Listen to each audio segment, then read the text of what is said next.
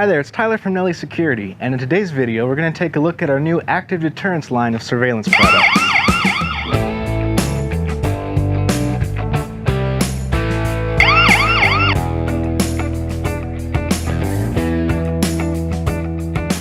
These new cameras are perfect for if you really want your security cameras to be noticeable. Maybe you need to put these cameras in an area where people are parking when they're not supposed to be, or an area that's getting a lot of vandalism. Whatever your reasoning may be, if you're looking for a camera that can warn intruders visually and audibly that they're being watched, then these cameras are for you. Let's go ahead and jump into the review. We currently have two cameras available in our active deterrence series. We have the NSC Deterrence BT1 and the NSC Deterrence DM2. And really the only difference between these two cameras is their form factor and their infrared abilities. Now, the bullet camera obviously is a little bit larger than the turret camera. It also has a longer infrared range. This thing can see in the dark for up to 240 feet. The turret camera, on the other hand, is quite a bit more compact and smaller, but it does have a standard infrared range of about 100 feet. Other than that, these two cameras have the exact same specs. Crisp 4 megapixel video at a smooth 30 frames per second, a 2.8mm fixed lens with a wide horizontal field of view, a slot for an onboard SD card with up to 128 gigabytes of storage. But there are three main features which really make these cameras stand out as deterrence cameras. First of all, it's got intelligent motion detection. This means it can actually recognize human beings and vehicles. Second, it's got an onboard strobe light, which is motion activated to draw attention to the camera and warn intruders of its presence. Finally, it has speakers so that it can give audible warnings such as a siren, a voice, or a combination of both. If you have an H series NVR, you can just plug these into the PoE switch on the back for instant plug-and-play video. And with the SD card slot on the bottom of the camera, you can also set this up as a standalone camera.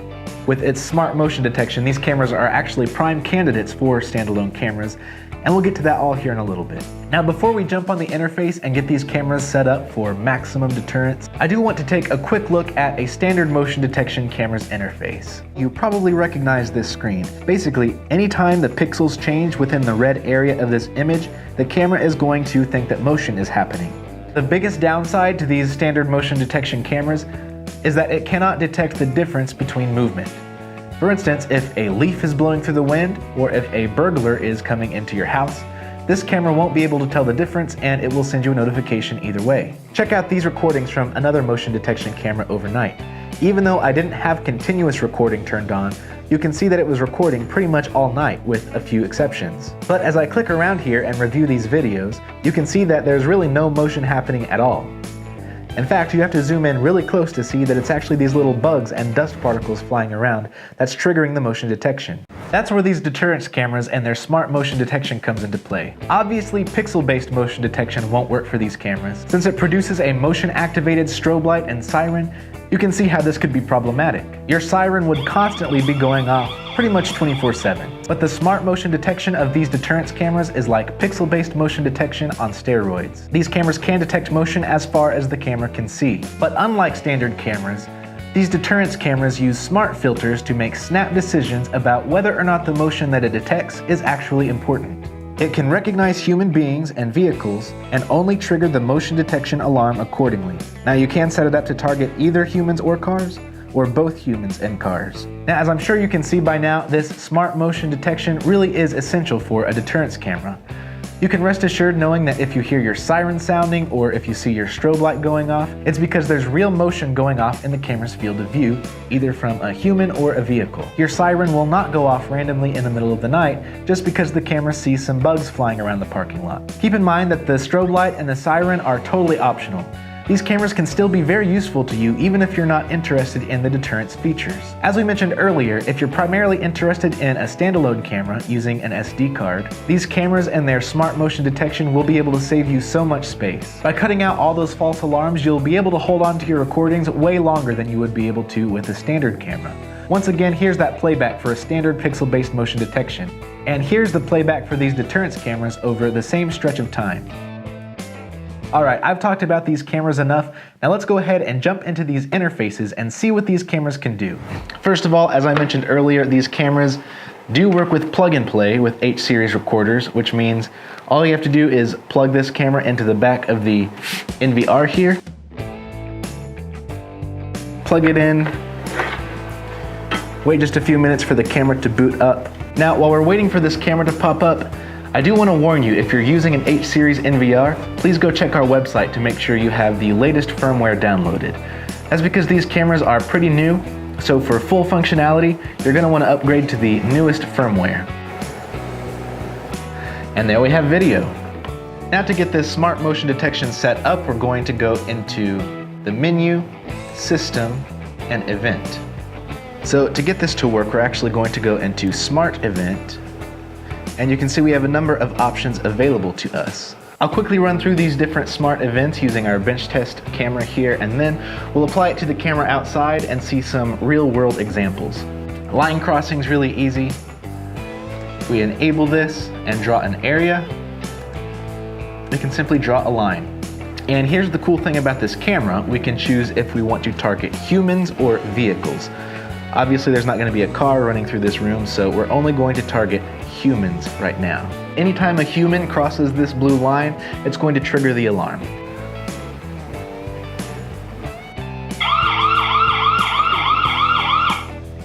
So we can tell by the alarm and by the recording symbol up in the corner that this has detected human motion crossing that blue line. Now check this out. If I switch this to vehicle and uncheck human, I can cross this line all I want and it's not going to detect motion. You can adjust the sensitivity here, play with that however you need to. Intrusion detects any motion happening within a predefined area.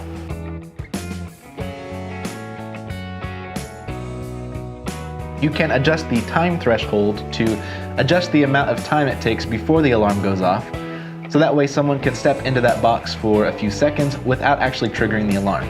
Sometimes you may find that in order to get one of these smart events to work, you need to set up min size and max size, the minimum size being the smallest object that the motion detection will track, the max size being the largest object that it will track.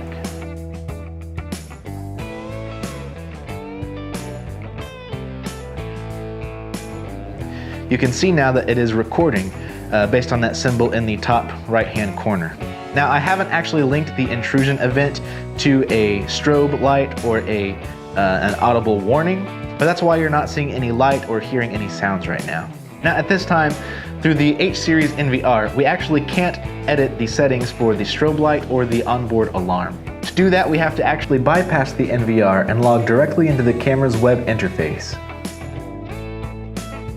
So I'm gonna hop on the computer now, we're gonna get the alarm set up, we're gonna get the strobe light set up, and then we'll go from there. I'm gonna go to Configuration, Event, Smart Event. And you'll remember it was the intrusion detection that we set up this box, but that we didn't have linked to our alarm or to our strobe light. So to fix that, we're gonna go to Linkage Method, Flashing Alarm, and Audible Warning, and hit Save. If I step into the box and start moving around, so we have our light and our audible warning linked to the intrusion smart event. But if we go into configuration and go into basic event, we can actually configure the flashing alarm and the audible alarm a little bit more. So for the flashing alarm output, we can change the amount of seconds that it flashes for. Flashing frequency, this is how fast it flashes, if you want it to flash very quickly, or if you want it to flash very slowly. And then for the audible alarm output, we can adjust the volume if we need to turn it down. We can adjust the amount of times that the sound is sounded. We can also change the alarm sound type. Now there are all these different sounds we can choose. We can make it say something like, "Warning, this is a restricted area." Or, "Attention please, the area is under surveillance." Or if we want to be a little cordial and inviting to our guests, "Welcome." You can even have a combination of the siren and a voice. "Danger, please keep away." All right, I'm back at the NVR interface now, and I want to talk about practical application.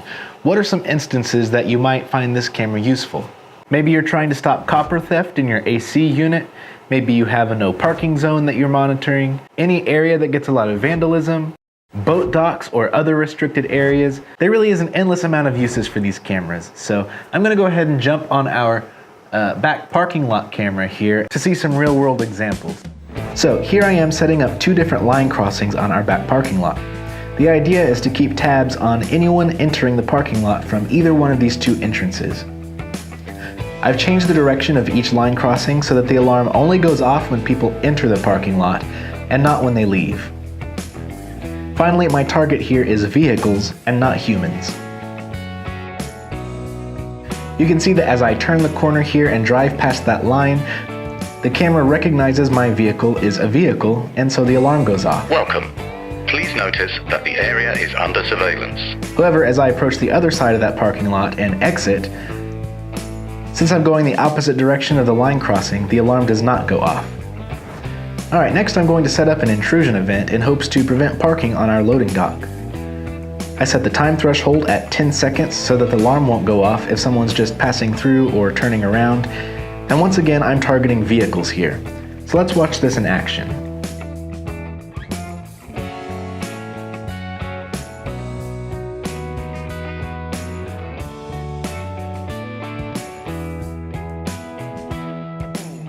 Warning.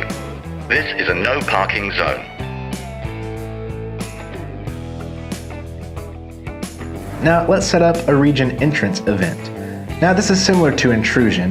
The only difference is while intrusion events detect motion anytime something moves within that region, region entrance, as the name implies, only detects motion when something enters the region.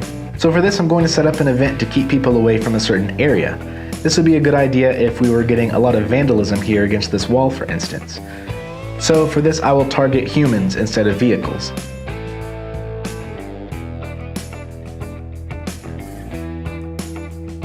Warning. This is a restricted area. Please keep away. Finally, the opposite of that is region exit. This will only detect motion if someone or something leaves the predefined region. So here I'm going to draw this region around these cars and set the target to vehicle. Now anytime someone drives their car out of this parking area, the alarm will go off.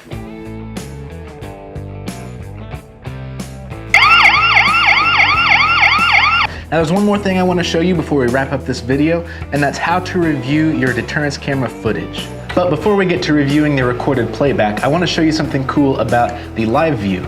If you go up here and click target detection and make sure this smart detection is checked, then you'll actually get live updates as the camera captures vehicle or human movement. So I do have line crossing enabled on this camera, and as I cross this line in the middle of the screen, it should recognize me as a human and update you directly from the live screen. We can hit play.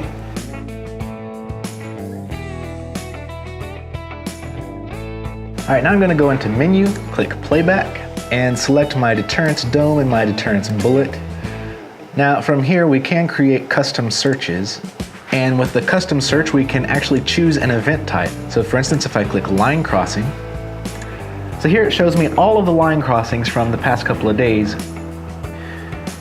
And then once I do that, I can actually click this custom button down here on the normal playback menu to see this custom search show up visually. Anything red is going to be my custom event.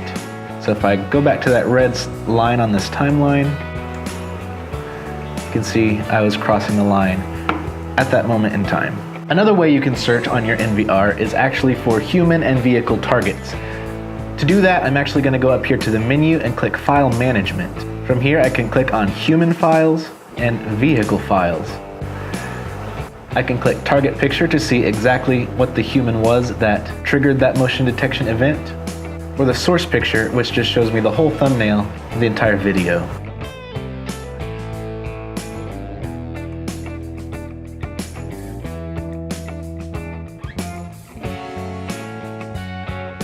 And then I can click a video to watch the motion happening on the playback. I'm here logged into the web interface of my recorder. I want to show you something about the live view here. You can see that here I have this line visible to show you where the line crossing is on my turret camera. And on this camera, there's this square that shows you where it's currently set up to exit region. And you'll also notice this green box that is appearing around me from time to time. That's just the camera recognizing that I'm a human being. Check out the green box around me as I cross this line. Did you notice that as I crossed the line, the green box and the blue line turned red? That's to tell you that the alarm was triggered. And check this out. I'm going to go into configuration. I'm going to switch it from human to vehicle. As you can see, the line is still turning red, the box is still turning red, but the alarm on the camera is not going off. So it's still recognizing me as a human crossing that line. However, because it's set to vehicle targeting, the alarm's actually not going to go off. Now, if you'd like to see these areas directly from your live view, all you have to do is go into configuration, go into your local menu, and make sure rules is enabled. And as you can see, even in the playback menu, we can see the line and the squares. The line just turned red because it recognized me as a human, and I crossed that line. Well, that's about it for this video. I hope it was able to help you see just how awesome these new deterrence cameras are. If you're interested in purchasing one, you can visit us at www.nellysecurity.com and search for deterrence in the search bar, or you can click the links below to check out the product page. As always, if you have any questions at all, please don't hesitate to give us a call or send us an email. We have experts standing by, waiting for your call. They're always happy to help. If you enjoyed this video, give it a like and go ahead and subscribe to our YouTube channel and follow us on Facebook for more surveillance videos just like this. Thanks so much for watching, and we'll see you next time.